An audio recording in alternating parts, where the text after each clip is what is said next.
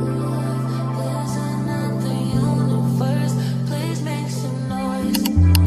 Give me a All right.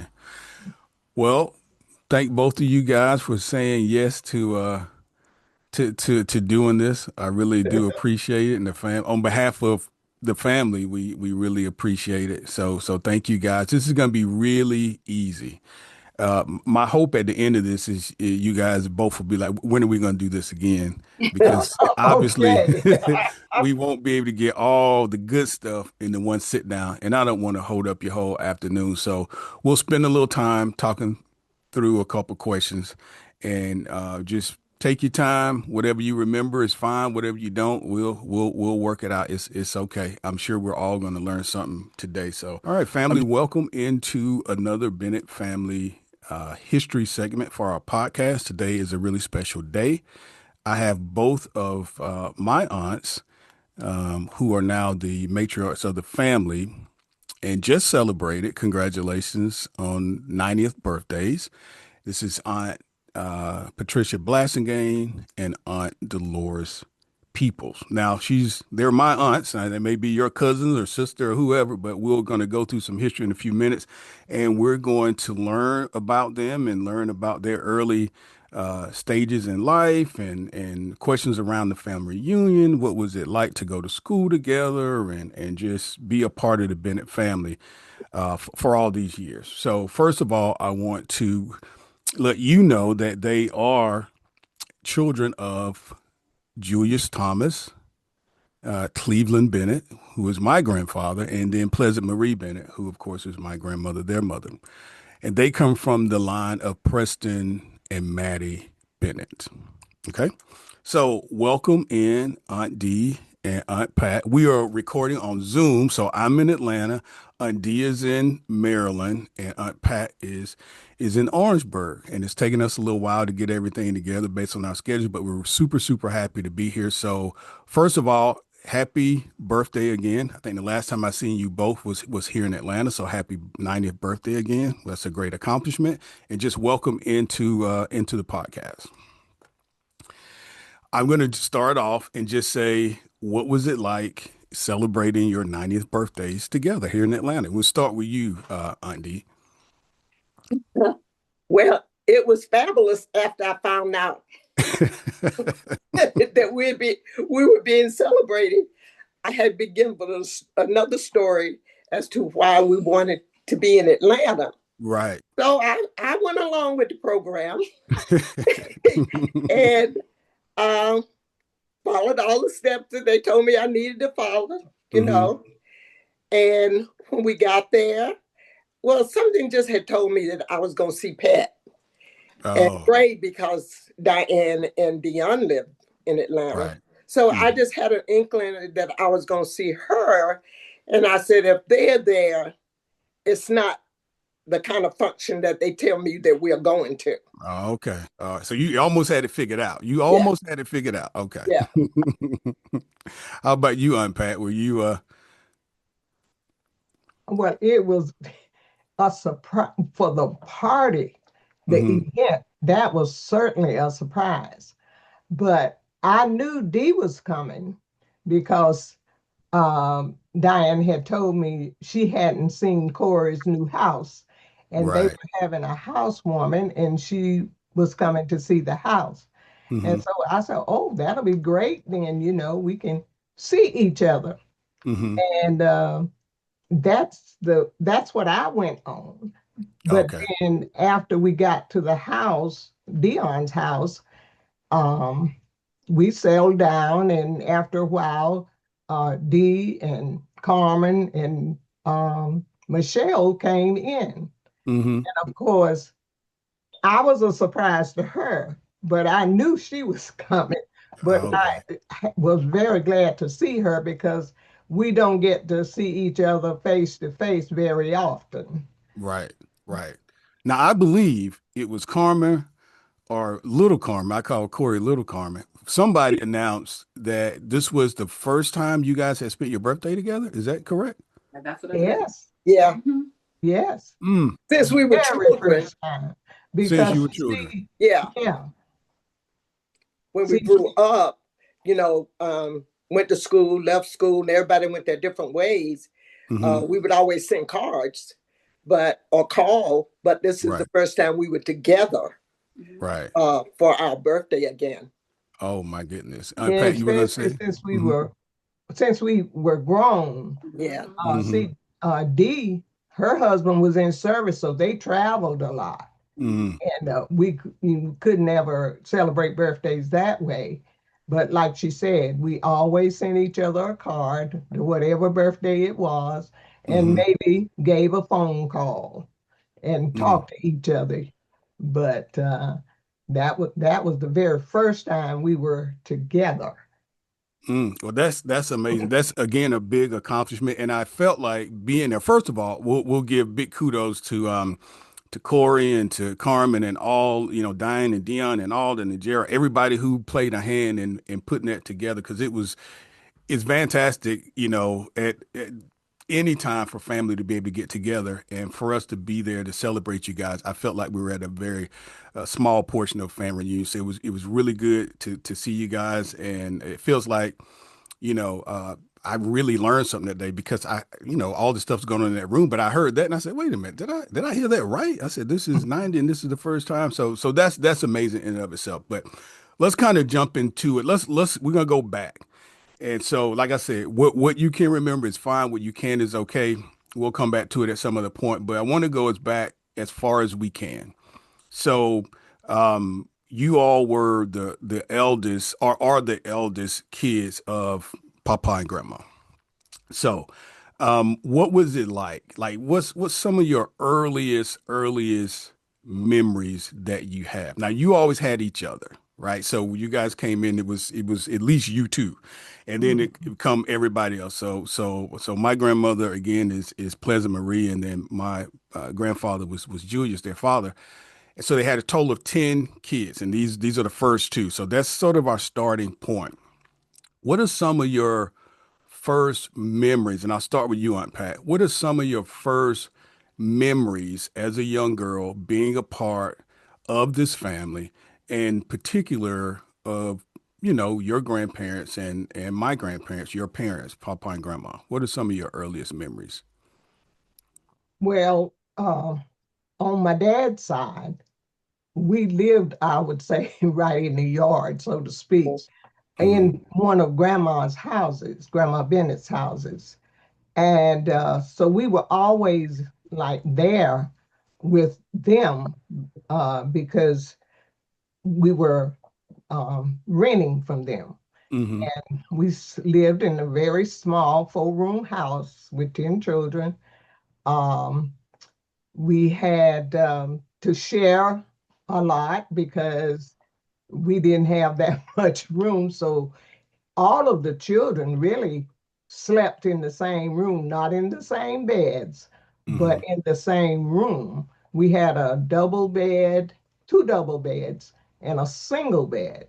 So Dolores and I slept in a double bed. The other boys slept in a, I don't know how many exactly then slept in the other double bed. And somehow Harold slept in the single bed. He just wasn't part of this here bunking up stuff. But, it all turned out fine. And during the winter, when the straw, was ripened, we Hmm. didn't always have a mattress bed. We had to get the straw and put it in we call it a tick, and beat it down so the little stems wouldn't pick out Cricket. when you Right. turn on it. And the boys slept on some of that. We still had the little bed, but it was, I mean, we didn't complain or anything because we had somewhere to stay. Hmm. And we just enjoyed doing what we did as children in Right. that 4-room house. Okay. Okay. Aunt D, that sound familiar? I see you shaking your head. Yeah. Well, Pat and I was inside the bigger room of the house, and Hmm. there were two little rooms that had been built on the outside that the boys slept in. One, Hmm. you know, one set of boys on one side and one set of boys on the other side. And that's all we knew. Mm-hmm. So we would just, do what we had to do. Mm-hmm. And on the weekends, Mommy and Daddy would have us heat water for baths for different ones. And Mm-hmm. we thought it was fun to say who was going to get in the water next before the water got dirty. So, Right. it was just like another day in your life. Mm-hmm. Mm-hmm. Yeah. Now, correct me if I'm wrong. So my earliest memories, I'm in Aunt Jessie's backyard. Uh-huh. I don't even remember what year it was. I just remember Aunt Jessie's backyard. So, uh, your grandparents' house, the house you were renting is kind of up that hill, like you left Aunt Jessie's and went toward. Yeah, we had a little path that went from our house to Grandma's house. Okay. And we were up and down that path every day. Mm. But for whatever reason. Kelly, and that was the second house. The first one that I'm talking about, she's talking about the second one that we lived in up there, which was also Grandmama's house. Mm-hmm. We lived below her near the golf course before we went to that house. And of course, neither one of them had running water or a bathroom. We had to draw water out of the well. In both of the yards was a well. And Gotcha. that's how we got our water. And of course, you know how we went to the bathroom. We had a house. Yes, yes. I do recall Uncle Harold was still alive. I think we were at your house, Aunt D. I was just standing around listening to how things would take place and who would have to move the latrine and how you would have to do stuff. And I said, well, thank goodness I was born in the right era. I don't know if I could get up in the middle of the night and want to do all that, but I do have a strong appreciation for it. I want to ask you this, and I'll start with you, Pat, this time. Um, how many memories do you have of like Preston and Maddie? How do you recall any interactions with them? What was their, Sunday dinners? Did you guys go over to your grandmother's house on a regular basis? What are some of the memories that you have of some of our folks? Yeah, we were, like I said, we were next door. So really, we went to the house, Grandmama and Grandpapa's house, mostly every day. Uh, Mm, we didn't have a television, and they did. So we would go down and watch television. And before the telephones it wasn't no technology, not technology like you all have. It was mm, the phone on the hook, and we didn't have one. So we went there and used the telephone. I mean, it was just like we lived there in a way because we mm, were there almost every day. If we did go to watch TV or use the phone, we were somewhere in that house on the front porch, swinging in the swing.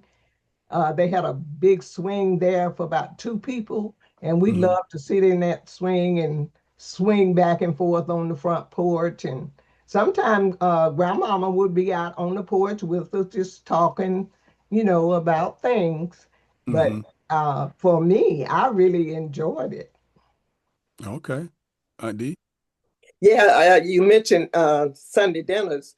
Um, we were there, like Pat said, we were there all the time, every day of the week, even when they had meals. But most of the times we didn't, barge in on the dinners because Mama had dinner fixed for us at home. So Mm, we wouldn't, if it was some we liked, we say, could we have a piece of that? But it was a lot of fun, just being around them. And I remember um, Grandpa used to work at a mill not too far from where they lived. mm, He would have his lunchbox every day going across this big field from a lady that had this huge farm across from the golf course. And mm, he would have his little lunchbox walking across that field going and coming, and he had Mm-hmm. to go down a deep embankment because there was a train track Oh, there, and the trains would go and come. But he would go down that hill and cross the track and go up another hill to where he had to work. okay. Oh, I see the picture almost. Because Yeah, I do recall, and again, correct me if I'm wrong, but Papa worked at a rail yard. Am I right? he worked Yeah. at the Southern Railroad. Uh-huh. Okay. Okay. All right. All right. Well, let's stay in that era where you guys are kids and you're back and forth over to your grandparents' house because you live so close and it's Sunday. And whether they knew that they were probably because of the TV or the telephone or the chicken, either way, they had a house full of kids. Oh God. Now, speaking outside of your siblings, um, were your cousins there? And if so, who do you recall uh, being there during that time period, or was it just you and your siblings? I'll start with you, Undie. Well, on the weekends, sometime Uncle Hudson's children, Edna and Ruby and them would come down there just to visit. They Hmm. didn't live too far from where we lived, and Okay. they would sometime come by to say hello um, during that period of time. Okay. Okay. Yeah, Pat. And we were really like, I mean, we were first cousins, but we were really like sisters and brothers Hmm. because, as Dee said, as close as they lived to us, we saw them often. Like on the weekends, we even um, they liked Mama's biscuits, so they Everybody would did. come down. They would come down on Friday or Saturday, just to get some of Mama's biscuits, and then we would, me and Edna and Dee and the other cousins would make play school, and I was always the teacher, and they had to be the students. So we would do that, and it was just fun, and it it was enjoyable. I mean, Hmm. that's how we grew up. We were very that group of Bennett's were very close to us. Right. And Ruby and Dottie Got and okay. yeah, because they lived close to us. So we had a lot of um interaction with them. Mm. Well, Uncle Mac could tell some stories. Yes, he could. And many of us cousins, we heard a lot of stories, and I know that he was close with Luke and Kent and Fred and these folks, and he would tell stories of they would be on one side of the hill, and five or six of them be on the other side, and these are stand up or I, I almost don't want to tell you what he was telling me they was doing, but they had guns and they was shooting, and then the Yes. other was supposed to get down, and that, I said that don't sound right at all. Where was the parent? Like what is happening? But that's he said that's what we did, and he said we were always together. Like you're saying, they felt more Mhm. like brothers than cousins. So we'll come back at some of the point and dig deeper into that because I think even at my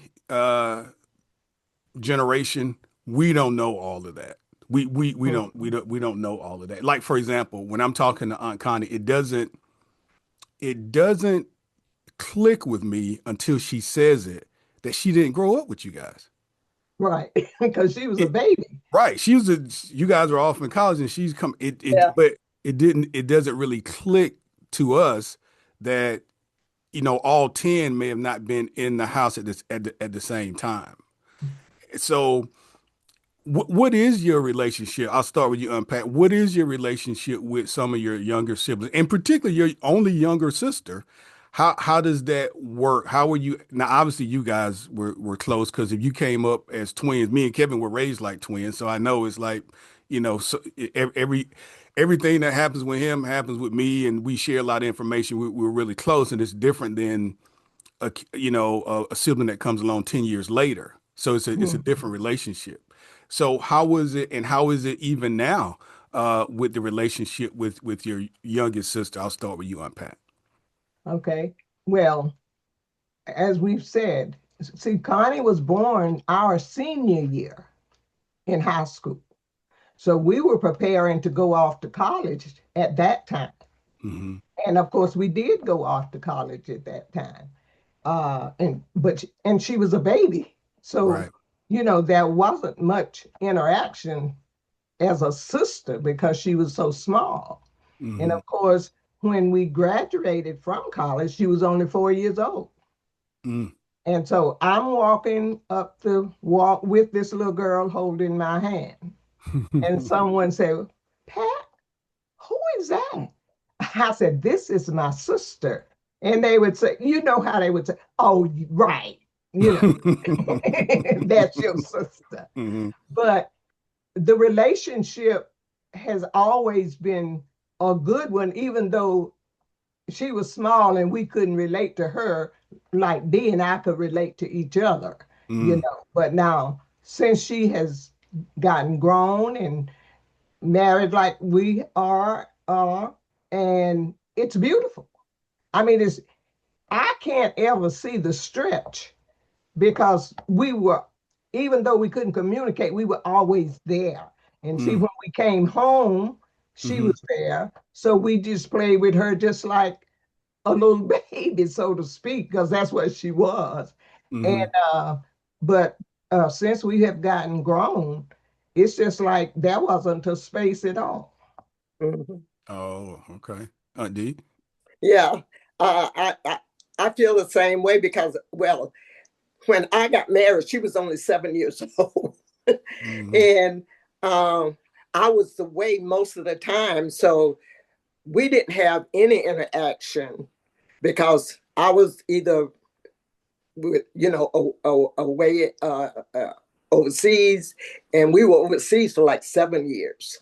Right. So when I came back, you know, then she was a young lady, but she lived in Simpsonville with mom and daddy, and then we lived here in Maryland. So we still didn't have that connection, Right. interaction Hmm. because of the different places that we lived. But the Mm. relationship is beautiful. As a Yeah. matter of fact, she was just here yesterday Hmm. uh, after running a little errand. And yeah, we have a beautiful relationship. I mean, if I need anything, she'll be right here, Right. you Yeah. know? That's great. I can tell we were just as a side note for family members who are listening. So we were there, I think it was last year, January, when we celebrated her in her retirement. Yeah, I think it was yeah. last year, January. Uh, And we had quite a few family members there, 30 plus to come and travel Yeah. from different places to celebrate her accomplishments. And we'll talk more about that, but I'm trying to just kind of stay in the scope of kind of Hmm. what the our children. perceptions were as kids. Because when we Yeah. came along, you guys were all adults, so we just figured you all knew each other equally as well, and that's not the case. And we have this famous, and forgive me to the rest of the family because I don't have it with me, but all of my cousins know this picture, and I know all of you guys know the picture that our grandparents had a picture in their house where all 10 kids were Mhm. around the parents and Papa and Grandma were in the middle. And I forever see that picture. And Dion and I, Aunt Pat, the other day were at odds about who the oldest boy is. So you all have to get us right because this is the picture that I remember. And you can tell me Uh-huh. if I'm in order. So and also we started off wrong because we couldn't figure out. I know you said at the party, we don't know which one is the oldest between you two. Harold No, is it? between you and Aunt Oh, D. oh, Oh, I'm oh, I'm D the is the Okay. oldest. oldest. I'm So, 7 minutes older. all right. So you're 7 minutes older. So the picture starts with you and then Aunt Pat. And I said it was Uncle Bill, but you're saying it's Uncle Harold? Hmm. Okay. So he was right and I was wrong. So it's Uncle Harold, then Uncle Bill, Yeah. then Uncle Henny, You, then you know Uncle what? Floyd. Yeah, I'll have to look at that picture because I don't know exactly about. I'm once I come around the corner, I'm good after Yeah, Uncle Bill, Uncle Harold, because I yeah. know Uncle Henny was older than Uncle Floyd. I know Uncle Floyd is older than my dad, Uncle Max. So we just have that picture in our head, and Mm-hmm. it's an interesting thing. But this is something I want to ask you guys because I can tell you I can probably speak for all of my generation of Papa and Grandma's kid or grandkids. if you were to ask any of us who the favorite was for grandma, everybody would say it was them. Everybody would say it was them. I tested this a while ago. I think every grandkid would think that they were the favorite. And the reason I say that is because grandma had a way, she had mastered being a mom. I mean, probably years ago. She was such a good grandmother to all of us equally that we felt like we were the favorite. Favorite. She always made us all feel the same, equally important, equally loved. But And you know, so Kelly, really, I'm the favorite. Know that, right? so that is my cousin Carmen, a little off camera, and she's participated. So I'm telling you, you're gonna have to fight Diane and Dion and me Oh and Lord, everybody else yes. because she was that good. She was that good. So my question to you is, what was it like being I tell my oldest daughter and my son, like, you guys helped us become parents because we didn't have any of that figured out. Now, my youngest gets the benefit of us learning from the oldest. Mm. So you all were the oldest. I'll start with you, Aunt D. What was it like? What was grandma like? What was Papa like in those early years? Is it the same person, or did you all see the same sort of transition as maybe you all took in your lives as you learned how to be better parents and better grandparents?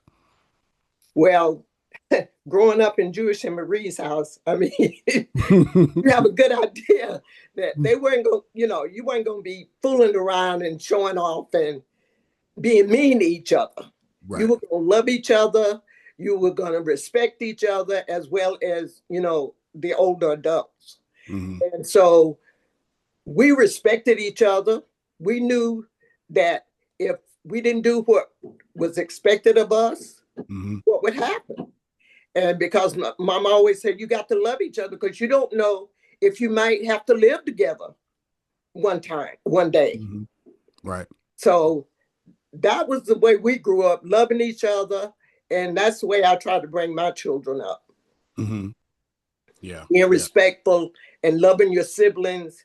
If one needs you, you would be there for them. Right. Right. Right. Aunt Pat? Yeah, Dee was right because we knew. I mean, when Mama said it one time or Daddy said it one time, that was it. That's it. We didn't even look cross-eyed back because Hmm. you know what you would get. So, but I do remember one time Dee supposed to cook a meal because Mama was working and she didn't get it done. Exactly. And of course, she got the switch. And Hmm. we all laughed at her because we knew it was coming. I Hmm. mean, no doubt in our mind. Dee had let the fire go out. We had a wood cooking stove, Hmm. and the wood was dead, no Oh boy. fire, no food. Hmm. And Mama wanted to know what she was doing that she couldn't keep that fire going under those pots and cook that dinner.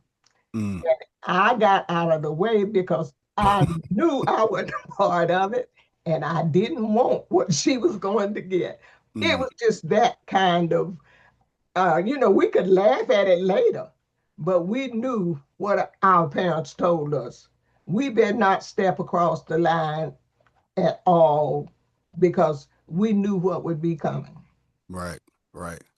Now, Papa was I don't know, he was to me because I was little, he was large, but he was very quiet. He Very was. He was fun. very Yeah. quiet.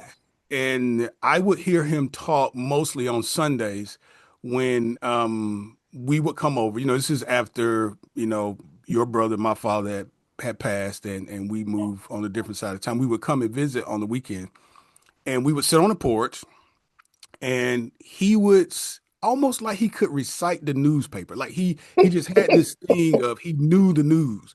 And I've never heard him talk as much as when he was telling my mom about something that happened in the news. But other than that, he was relatively quiet outside of when we would watch wrestling on Saturdays and stuff like that. With you all being his firstborn and his girls. I know how my girls are. They're daddy's girls. Now, I'm God forbid something happened to me. I know I can depend on my girl. I don't know if the boy's gonna answer the phone, but them girls, they'll come for their daddy.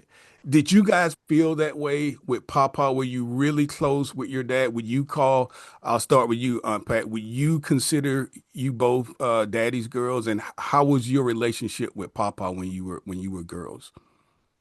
Like you said, the father's always girls number one. And I don't think I could go and ask my dad for anything that I didn't ever get. I got it. If he didn't have it, he would make sure that I got it. And that's just how he was. I didn't want for anything that I needed for him. Indeed. Well, just like Pat said, if he didn't have it, but when you wanted to go somewhere, you better start a week or two in advance because he had to think about it that long before he could give you an answer.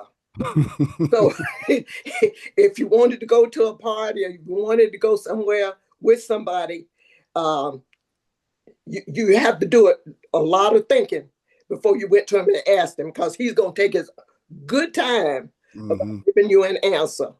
And But Yeah. sometimes he didn't answer. We'd go to mom and say, Mom, ask daddy, can we go?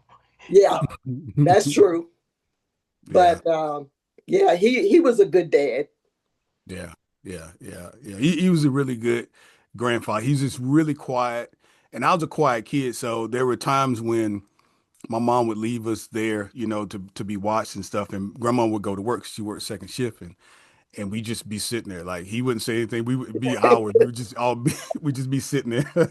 So let me ask you this. Let's talk about when you guys were in school. Some of this we covered already, and I'm hearing how the reunion came to be, and we'll get into it in a few minutes. Because Undie, you mentioned you guys had moved, overseas, and then Pat, we're talking about we don't have the same type of technologies we have today. So in those days, I mean, this reunion really was birthed out of necessity, especially for a family like ours that has such strong ties and strong bonds. But before we get there, let's think about the times when you guys were in school together. What did that look like? Did you guys were you in the same class? Obviously, you were in the same grades and stuff like that. Were you at the same high school? And I know some of this, but I'm just asking for the larger audience to know. Were you in the same schools and did you go to the same college and things like that? And if you were at the same college, did you guys share dorms together? Were you always a unit as you kind of matriculated through life until you got to the marrying stage? And I'll start with you, Undie. We were in school through elementary school and through high school. We were in the same grade. They kept us in the same class. Um, but doing college, I wanted to be a nurse. That's all I ever wanted to do. And I said I was going to be a nurse, a surgical nurse, and I was going to join the military. Hmm. Well, I waited too late to go to state. The registrations had closed, Hmm. and I went to Mars College. My other grandmother, Sullivan, was on the board there, so she got me into Mars. And the first year of college, I went to Mars College in Sumter. And then my sophomore year, I transferred over to state, Okay. uh, and we were together uh, over there for 1 year At South Carolina State, just at so South everybody. Carolina State. Right. Yeah. Got Hmm. you. Okay. Okay. And Pat. Yes, like she said, I went to state and she came the next year and we were roommates uh, the whole time. Sometimes I had to be the mother and say, we got to get these beds made up, you know?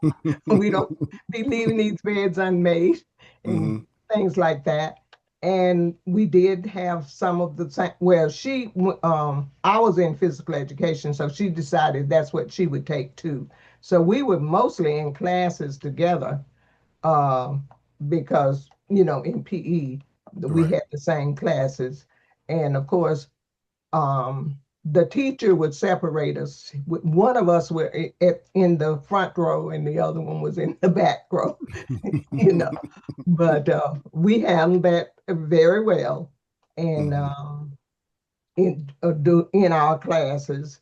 And of course, I had a job in the dining hall, um, working in the dining hall for my stay there at the college. Hmm. Other than your um, registration fees and stuff like that, but room and board, that little job covered that. Covered And it. of course, Okay. Dee was in the cafeteria. I don't really, I think Uncle Matt, my Aunt Ruth Sullivan's husband, he worked here in one of the, he worked in this way. He was a professor there and Hmm. he looked out for us in that respect. That's how we got our jobs so that we could stay there. And then Mama Knows would try to get our other fees, by the time that time came for more money. Gotcha. Gotcha. Now, you guys were there, and I'm not sure how far behind Uncle Harold was, but you guys were probably there for at least year to 3 years by yourself before he was getting ready to come out of high school himself. And I don't even know if his trajectory went straight to college or if he went to the military. But my question for you is, I know for me, when I went off to school, uh, my grandparents, my mom, everybody came. Like it was a whole tribe of people coming. Mostly convinced me to come back, but they said they was gonna let me stay. And what was it like when you guys went off to school? Did Papa and Grandma obviously come with you guys? Were your grandparents there? What was that like? Did your grandparents ever come to visit you at school and things like that? We'll start with you, Unpack. Uh, I don't think the grandparents ever came. Mom and Daddy brought us, brought us down and got us situated. And of course, they didn't get to come that often, Hmm. but they would. It was really funny. Every Monday morning, we got $1 to for whatever little things that we wanted to buy over in the cafeteria. In the not the cafeteria. What was that? The Yeah, it was the student cafeteria. center. The Yeah, student center. same thing. Yeah, yeah, the student center. And we were just appreciative for that. And I mean, they kept Daddy would it was a store up there that he shopped at, and Hmm. he would send us clothes, and they were just alike. He never did send one color to one and one, and we dressed alike throughout college. Mhm. Hmm. Yeah. So I was a queen for somebody nominated me for a queen in the mechanical building.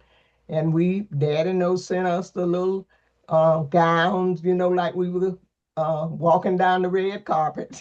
I Hmm. think Dee was a queen of something too. I'm not sure. She can say whether or not she was, but it was enjoyable. They kept us clean. They kept us with $1 every Monday morning. Okay. All right, D. Yeah, I was a queen of the physical education, and was riding on this float, through the parade and Hmm. everything. It was a lot of fun. I mean, we had a lot of fun together there on campus, and of course, a lot of friends. Um, so there was really no problem. But as Pat said, we had this work scholarship. That's the only way we stayed because Mom and Daddy didn't have that kind of money to send both of us at one time. Hmm. So like she was working in the dining hall and I was working in the cafeteria serving meals um, to pay for, you know, my part of the Yeah, education. sending things. Got you. Got you. Got you. Now, let me ask you this.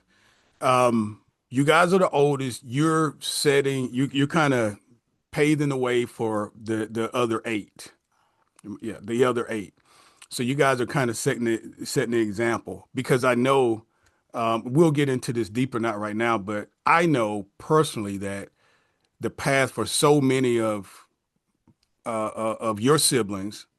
My dad, for example, and my mom stayed, I think, sometime there in Orangeburg with you and Uncle Ray on Pat. I believe that's the case Uh-huh. while he was finishing his school. Right. And so a lot of my cousins even came through South Carolina State in that path. And I want to appreciate you all both for that. And we'll talk about that a little later. But I want to ask you, um, how did you guys become different sororities? How did that happen? Because I know you were super close. And then when that happened, I said, how did one go this way and one go that way? Aunt D? Well, I joined the graduate chapter after I graduated. Mm-hmm. Um, and I don't know, I was asked, and I always liked what I saw um, with the Deltas. So Mm-hmm. I decided to go Delta. Pat. And see, guys, I figured, see, with me and Kevin, I get it when you say the clothes was the same and the amount of money, all that, we came up that way. So if one had to say, okay, I'm going over this way, we would at least had the discussion. Did you guys ever have the discussion about what you wanted to do? No, not that way. We never Mm-hmm. discussed a sorority because, like we've already said, we didn't have money to go to school. And I figured it would make no sense for me to try to join a sorority when I'm Right. working to stay here and have a room. Mm-hmm. So I also went through the graduate chapter. And Gotcha. the neighbor that lived above me, we were very good friends, and she was an AKA. And she Mm-hmm. said one afternoon, Pat, come on and join the AKAs. I said, oh, I don't know. But she was determined that I was going to do that, and she put my name in, and that's how I became an AKA. So you guys had graduated and you were Yes. not, okay. Okay. So No, that's yeah, that's we clear. was So it out. wasn't like you were on campus together. No. Okay. So Okay.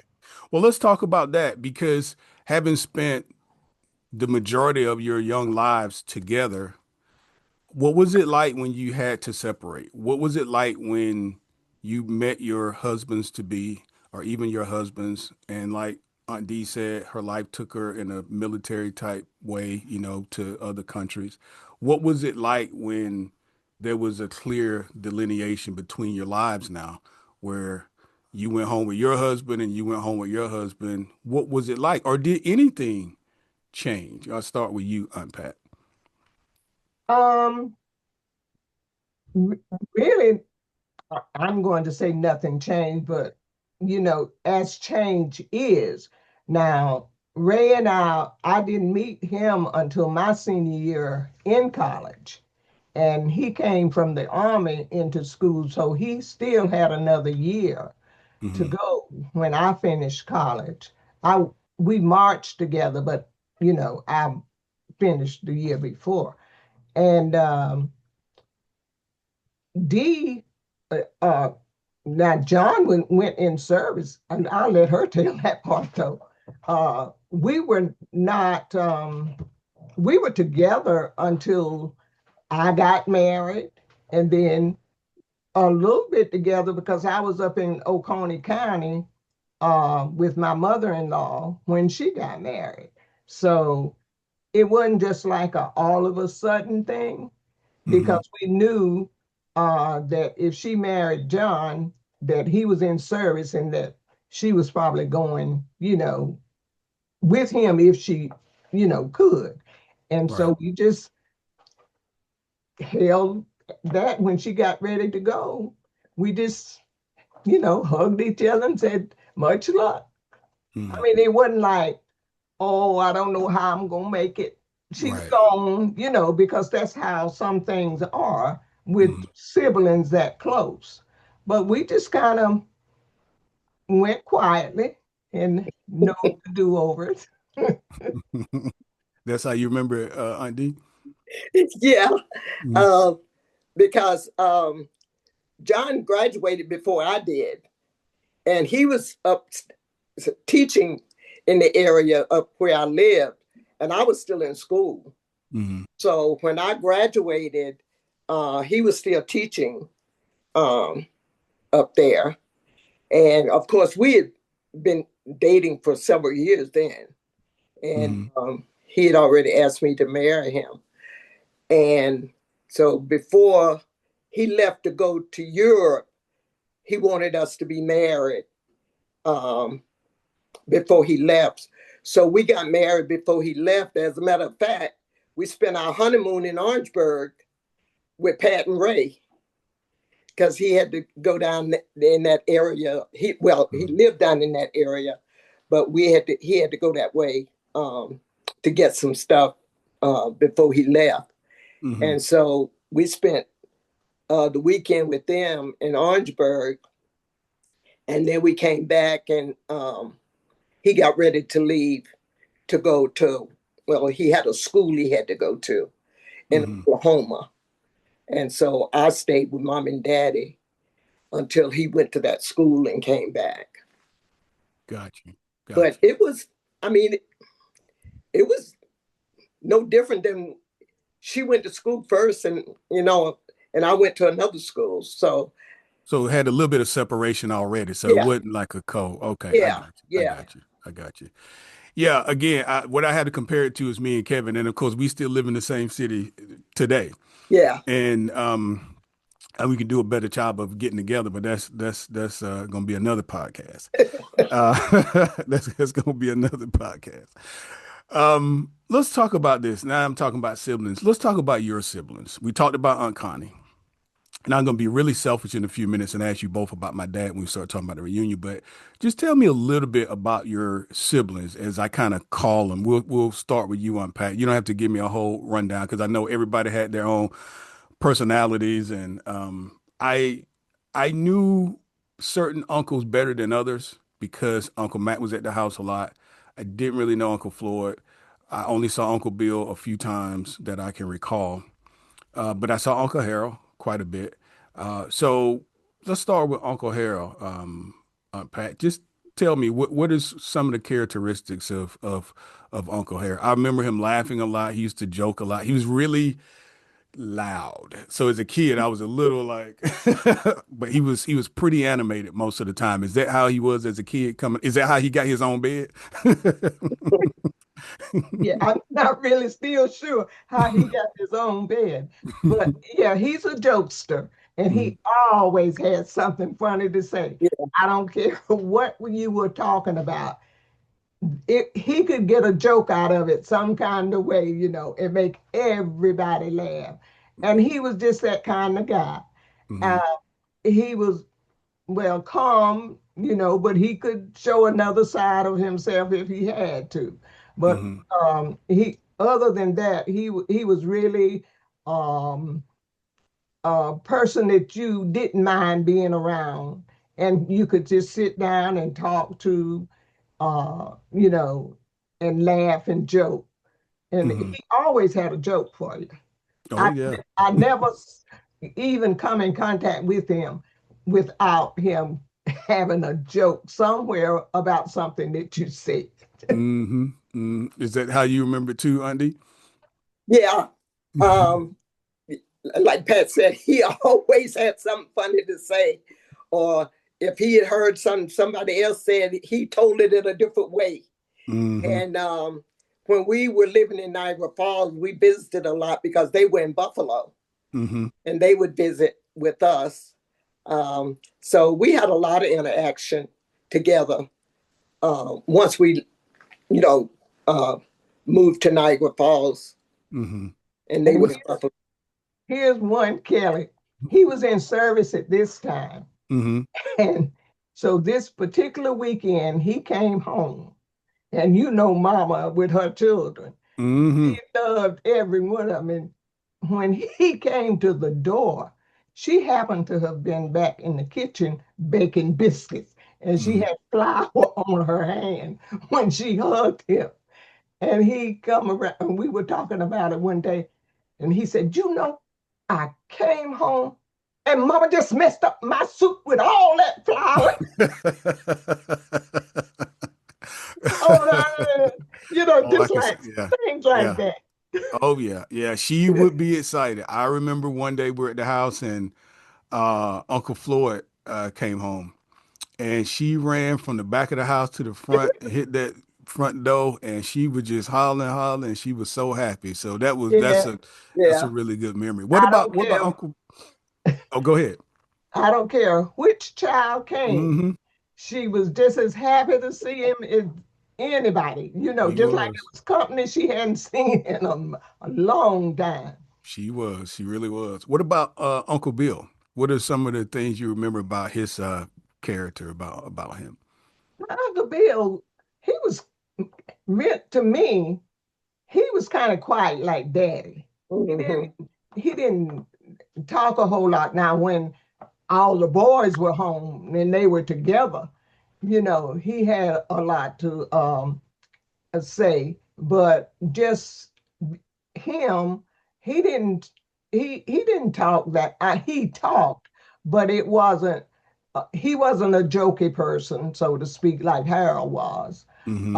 But he was just he reminded me more of Daddy and my grandfather on my dad's side than Hmm. any of the other children. I think he was about the quietest one of us. Really? Yeah. I mean, as far as, talking. Yeah. Okay. Now, Uncle Henny's not quiet, and I know he likes to joke too. So, D, what are some of the things you remember about? I mean, obviously, Uncle Henny is still with us. Uncle Harold and Uncle Bill have transitioned, but Uncle Henny, what was he like as a kid and a younger man? Yeah, he talked a lot. I mean, you know, actually he would just all the time have something to say. It didn't matter, what you were talking about or anything like that. But he was kind of in a business way, Hmm. person. And we talked a lot about, when he was going to school because he got most of his education after he got grown. Hmm. And so uh, he was a counselor also, as Pat was in her second major. And we would laugh a lot about that. But he was, I mean, it was just in a funny way, in a joking way of things that he had done and people that Hmm. he had seen, you know, like some of the incidents that we remember about things that we did or people we saw, Right. kind Right. of person. Yeah. One of the biggest mysteries for me, and I think at least cousins my age, Dion's age and down, we don't really. Well, I don't want to speak for everybody. I don't really have a lot of memories of Uncle Floyd. I think I saw Uncle Floyd maybe 3 times in my life. Mm, And he was very scary to me because he was so large.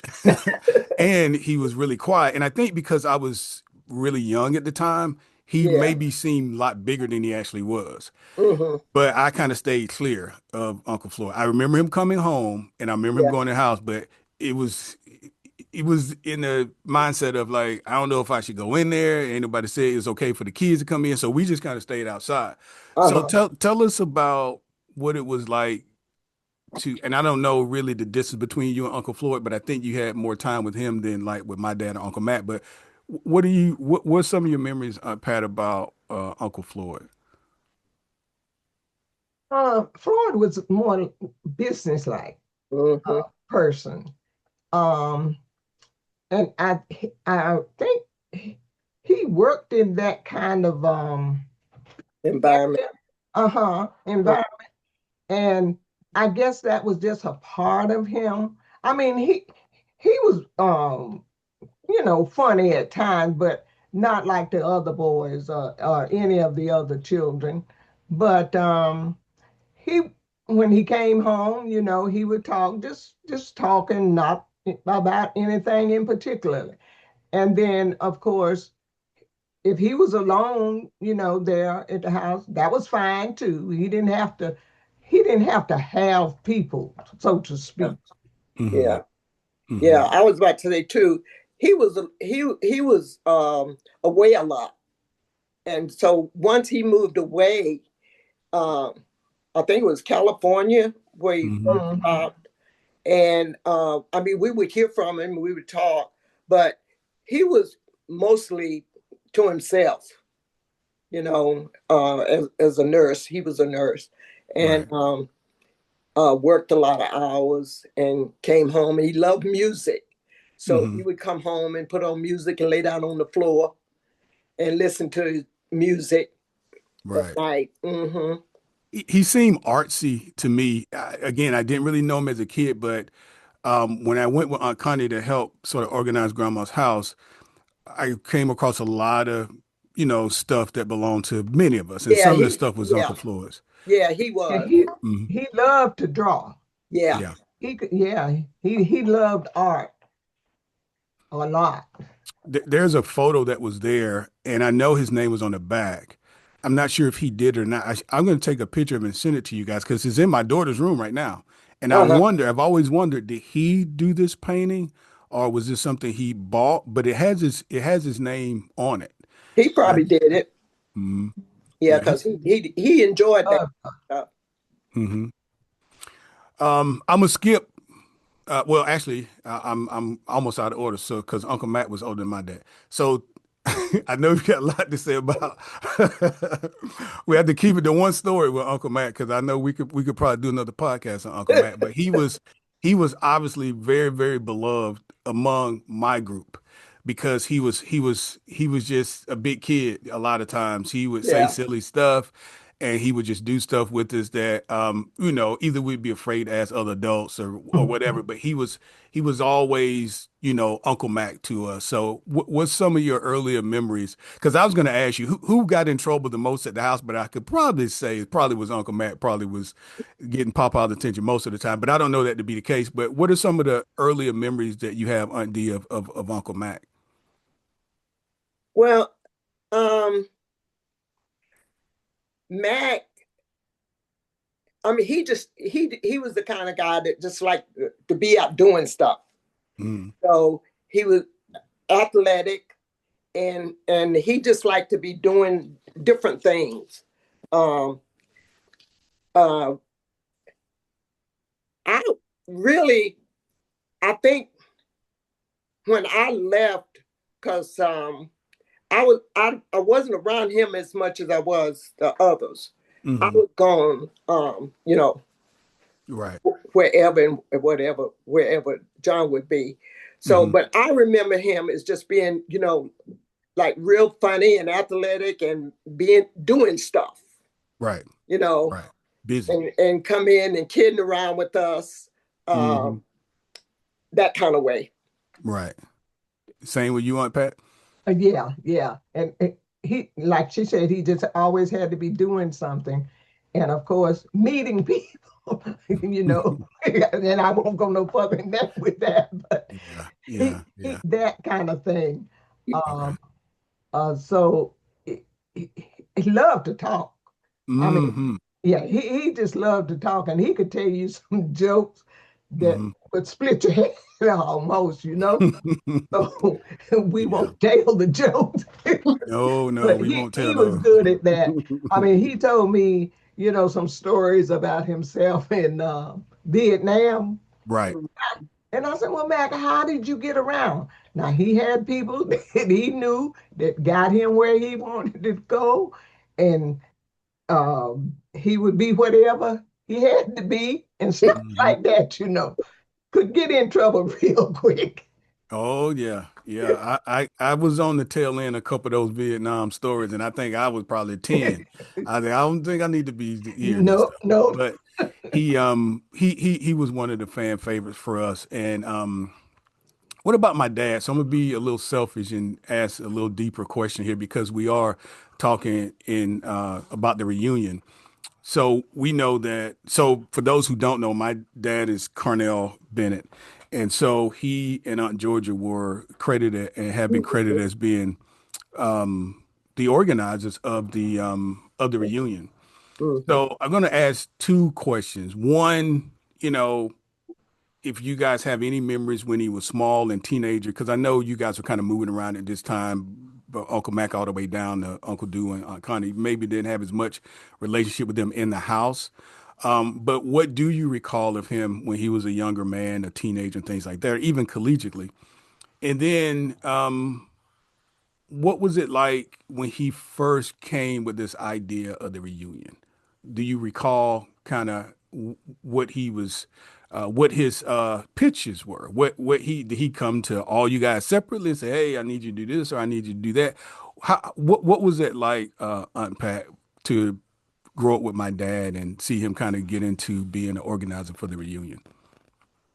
That's what Carnell was. He was an organizer. Yeah, he was. And Carnell was smart.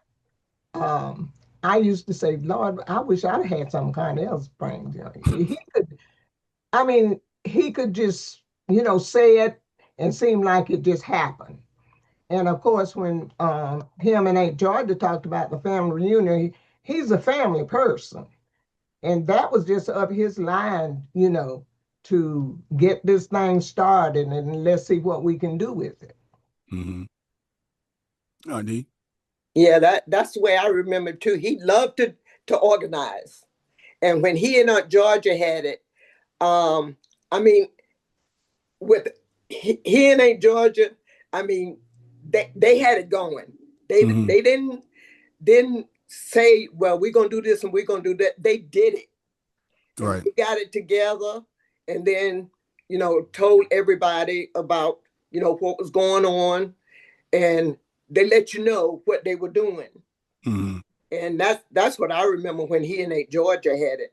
I mean, they really worked hard at keeping it together and trying to get new family members back and that Right. kind of thing. Yeah, they were both of them were organizers. Mm. And Aunt Georgia, she wanted it to be just you know so, and he Right. was the same way. Yeah. She told me that one time. I wasn't quite listening to her, according to her. She said, your daddy used to listen. She said, you don't listen. So I said, yes, ma'am. So maybe we all have a similar story. We have to do a podcast and remember Aunt Georgia, but she got me one day. I never shall forget. She said, yeah, your daddy would listen. She said, but you don't listen. So Yeah, um And back then, Kelly, mm, as far as the reunion was concerned, we didn't have any catering. hmm Mama, Aunt Flavie, and the other ladies, everybody cooked yeah, brought it. and brought the food for however many people yeah, it was Hmm that was coming. and Um, prepared it. Mm-hmm. and they cooked it, and we brought it to the reunion. I had a list here. I thought one time how much um, I had a part where it says Pat bring 5 pounds of hamburger. D bring mm, 5 pounds of hamburger. And whatever it was, however many pounds it was, right. we furnished that ourselves. And we still had a lot of food because Mm-hmm. they wanted mama's chitlins. Hmm And they even bake, cooked chitlins. And a lot of people don't like that, but Right. all the Bennetts did. I And know I got plenty of yeah, them. and potato salad, all that food was fixed by hand. Hmm Yeah, And hmm then and we had it like in grandmama's backyard. It Right. wasn't like we went to a park. Right. Earlier on, during that time, yeah, mama had it in her yard, Aunt Flavie had it in her yard, Aunt Georgia had it in her yard, and it went well. hmm yeah. Well, let's talk about that. What's your early memories? Because you're right, the first one was there at great grandma and great grandpa's house, and that was in 73. So I was all of two years old. And my dad was still alive. Aunt George was there, so it's in full force. Aunt D, what do you remember about the first? Now I'm assuming you were at the first one. You tell me if I'm right or wrong, because I know you were traveling, different things like that. But what do you remember about that first reunion? 73, I wouldn't have been there. I would have been in Europe that first one. Okay. So because I didn't come back to the States until 76. 76 was your Mhm. first reunion, maybe? Yeah, Okay. Okay. Well, that, because well, we left in 68 okay. Okay. Okay. going to Europe. And that, in talking about that versus now with the technology and everything, it feels to me like you all came up with such a strong, strong sense of who you are established by your parents. And I know because I had this conversation with grandma that when it was time to do family stuff, it wasn't a negotiation. I No, think her expectation was we're you'll gonna be we're there. gonna be at this reunion. We're gonna be at this Right, reunion. right. Yeah. So for us, for the next generation, she got frustrated, I think. I can speak for myself because we had this conversation that she asked me why don't I come? And we had a very direct conversation about it, and she really enlightened me. I'll just say that. She really helped me to understand my place in this family. Hmm. She was someone who was a champion for this family. 100% she was a champion. It wasn't a single time where I came home from college or came home, as a young adult and I saw grandma. It wasn't a single time where she didn't ask me about the reunion. As a matter of fact, she asked me so much that sometimes I would avoid her because I knew I wasn't coming and I didn't want to have Yeah. to tell her. But Pat, when you came in 73, what was it like? I know mentioned about the food and everything, but tell us about the family that was there and some of the activities maybe that you guys had. And you said the place was in grandma's backyard back there, which is close. I'm picturing kind of Aunt Jessie's kind of situation and kind of that back area where that barn is. Just tell us about how you felt going to that first reunion and how it kicked off. Well, it kicked off real well because with the activity, I told you about the food. Mm-hmm. We had food, and we would set up horseshoes, Mm-hmm. and we had an outdoor. Um, Grandma had enough land to put everything on. We put up a little volleyball net and stuff, Mm-hmm. and if we didn't do the volleyball over it, we had badminton, and we Right. would do the badminton over that. So, and of course, we played basketball. We had a basketball court, and a lot of the men played, like to play basketball. But Mm-hmm. horseshoes was seemed like the number one thing that everybody wanted to do. It was Right. lots of fun, to try to win the game and beat whoever they were playing with. And Mm-hmm. that was a lots of fun for me Mm-hmm. because I was athletic too. I mean, I even wanted to play horseshoes. Yeah. Well, I remember as a kid, horseshoes. I remember Kent and Fred and all these guys playing horseshoes, and it Uh-huh. like you said, it was really really popular. Um, I don't want to shortchange Uncle Du, so we're gonna put a pin in this because Uncle Du is the only one I didn't ask you guys about. So let's revert back just a little ways. Let's talk about Uncle Du real quick, and we'll round out all the siblings. Just I know Uncle Du was super athletic. He's been inducted into the and I'm saying Uncle Du, but for the sake of archiving purposes and history, Julius Bennett is the youngest boy, and we refer to him as Uncle Du. But I know he was very athletic. He's been inducted into the Hall of Fame in South Carolina for is African American athletes in his high school. Mhm. I know he was inducted a few years ago for that, and I have fraternity brothers who were at South Carolina State, and they said, "Oh yeah, yeah, we remember Julius, we remember your uncle," and so I know he must have been pretty popular. What do you guys remember? Because I kind of think you maybe had the same type of relationship that you had with Aunt Connie. He was so small, and you guys were off and going, and maybe you didn't really get to be sisters and brothers until he got older. But Pat, what's some of your memories of Uncle Du? Yeah, I remember him being very athletic, and of course, he was in the ROTC, Mm, uh, and he went Kappa, when he was in school, and all. I'm trying to think he played a little football, but I'm not sure. It's football. Uh-huh. And he played football, but everybody that come in contact with Jewish, they call him Red.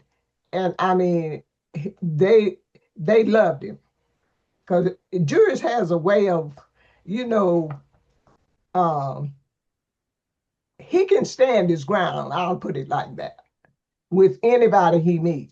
Hmm. And everybody thought very highly of him. And Right. he's a business type too. Hmm. Yeah. D.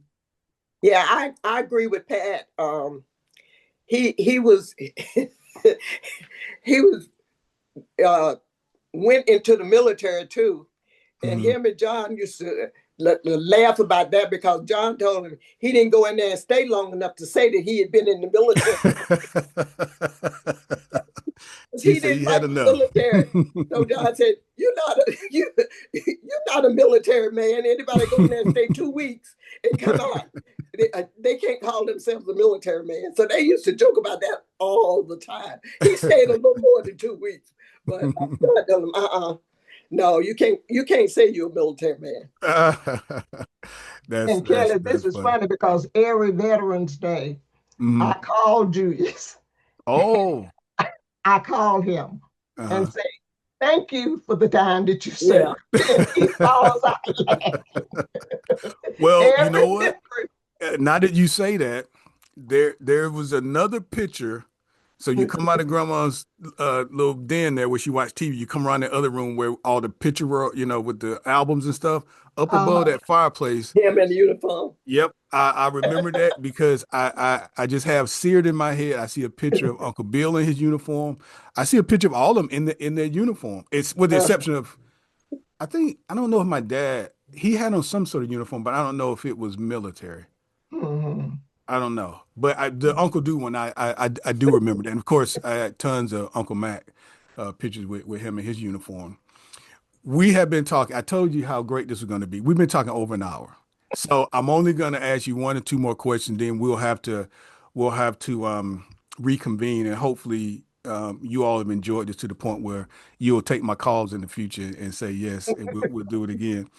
The reunion. There are at this stage one of our biggest. I don't want to say challenges, but it's an obvious challenge. Is keeping people interested in attending. We have technology. Like obviously in the 70s, we couldn't do what we're doing now. We can't pick up the phone and see our grandkids and that sort of thing. There are cousins that can be in California and South Carolina and they can see each other every day if they want to, but it's just on the phone. My sense of and what I shared with you, the way Grandma explained to me, my sense of family is more of touch and time as opposed to FaceTime. And listen, I'm very thankful for that. But to be able to hug folks after going through COVID, I had this conversation with Uncle Ray one day. We did the Zoom thing, and I said, well, the next time we get together, it ought to be different because we went through months of not knowing when we were going to be able to hug each other again safely. And that was pretty scary. And I said, Mhm. once we get back where we can see each other again, I'm thinking we're gonna flood the gates. Everybody, all right, yeah, we now, you know how it is, you don't appreciate stuff until it's taken. That was taken, so we get it back. I'm thinking, man, we're gonna get a surge of people coming. Well, it didn't really happen that way. Now, I still think that there's a lot of work to do and a lot of work that the committee can do. One of the things I want to ask you guys, because you are, elder statesmen at this point, and you've seen this thing since its conception. What are some of the things that you think should be the committee's priority? And I know I didn't preface, and ask you guys this before, but it's fine. However you answer it is fine. What are some of the things that over the years you've seen? You've seen everything. You know that we had champions like Cousin Flavie and Aunt Jessie and Grandma, people who were champions for the reunion. Those folks, that group is getting smaller and smaller and smaller. And because people can fly and FaceTime, I think the reunion to them doesn't have the same sense of urgency as it may have had for your group. So, what are some of the things that you all think the planning committee can do to really emphasize and reclaim people to get them to come back? And I'll start with you, and Pat. And before I let you go, let me just preface the question with this, because a lot of people may not know that you, Aunt Pat, served as the longest sitting chairman for the reunion. Mhm. The longest. This is over 2 decades. I want to say it's 26 years. I got some numbers in front of me. I don't know if my math is right, but I know it's more than 20 years. I know it's more than 20 years. So you have spent a lot of time reaching out to the family throughout the years to ensure exactly what I'm asking you continues. That this is our 53rd year. I don't know when you're listening to this, family, but this year is 2026. And when we meet this year, this will be our 53rd uh, family reunion. And for the most part, it's been consecutive, notwithstanding COVID. So for 53 years, Pat, you over half of that, you were the chairperson. Yeah, I was chairperson I started in 84 and I did it from 84 to 99. And then they had it in Maryland. Mm-hmm. I didn't do it that year. They did it in Maryland in 2000. And then from 2001 to 2006, I did it again. And really, I'm not sure, but you have to love family. I mean, this is your family, Mm-hmm. and not just uh, your mom, dad family, Right. all your cousins, all your aunts and uncles. And I mean, that's family that you should want to see from time to time. And we, well, I guess the younger generation want to always travel, but I'm not sure if they realize now Ray and I can't travel. We're 90 92 years old. Mm-hmm. And we don't drive but so far. And of course, if we go through the plane, we've got to have help, Mm-hmm. you know? So you just really need to be family oriented. And no matter where it is or what it is they ask of you, you should be willing to do it. Mm-hmm. Yeah, I agree. That was well said. Andy? Yeah, I feel the same way as Pat. You know, we have a lot of seniors now, so they should center what they're planning around the seniors uh, to get them to come, let them be comfortable. Because you know the young people, they their ideas are a lot more out, out of our sight. You Right. know, like Pat said, they want to be going here and going there. Well, you have to think about your parent or your grandparent or any senior that Right. not moving as they used to, Sure. and keep it in the same place. So if they are able to travel, they won't have to do a lot of traveling. Right. You know, won't have to travel for a long distance. Yeah, I tell you, when I was small, when you have a parent to pass when you're little, you kind of get introduced to a certain life early Yeah. on, whether you want to or not. And it occurred to me, one, we have a very large family. Mm-hmm.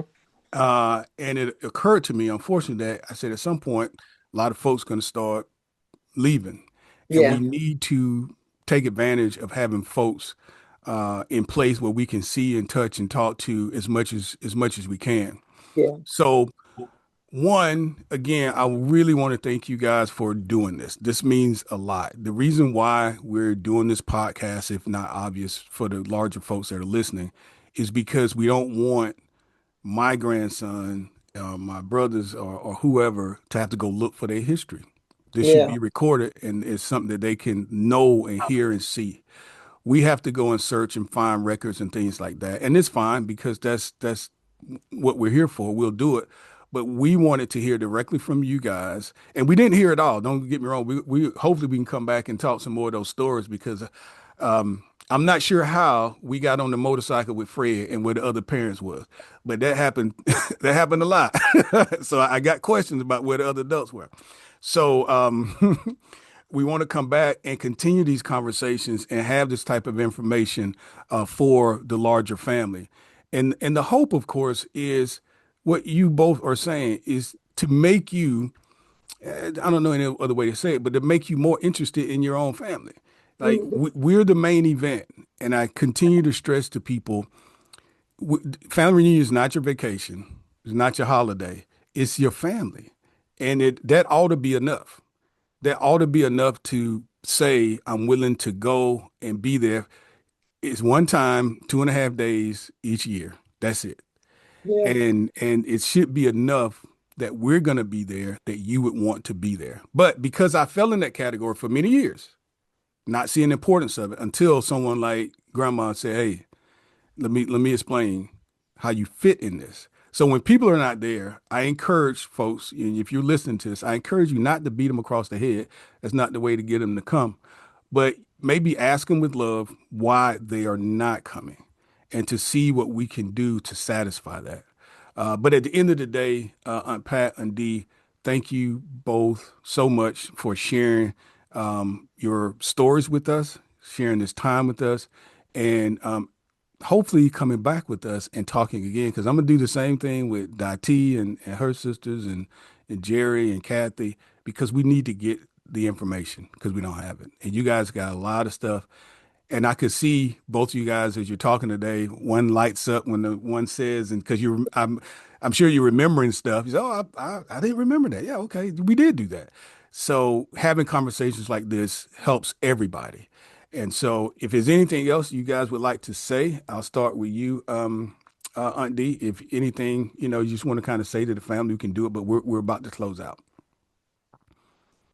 No, I think we just about covered the main points. Um, you know, over what you asked and things that we knew inside the family Mhm. as we were growing up. Okay. Well, thank you, Pat. Again, I don't think we can stress family enough. It has to be about family because that's what it is, Hmm. family. And we want to know something. I mean, we know about those that are right around us, but we want to know about others. Even families that have been joined into our family by marriage, Right. you know, because Right. that brings in some extra people too. Yeah. Hmm. Yeah, it's a lot of value in this network. You Mm, see it obviously in your sororities, but family should be your first fraternity or sorority. That should be the Yeah. main people that if you need something that you can reach out, no matter what city you're in.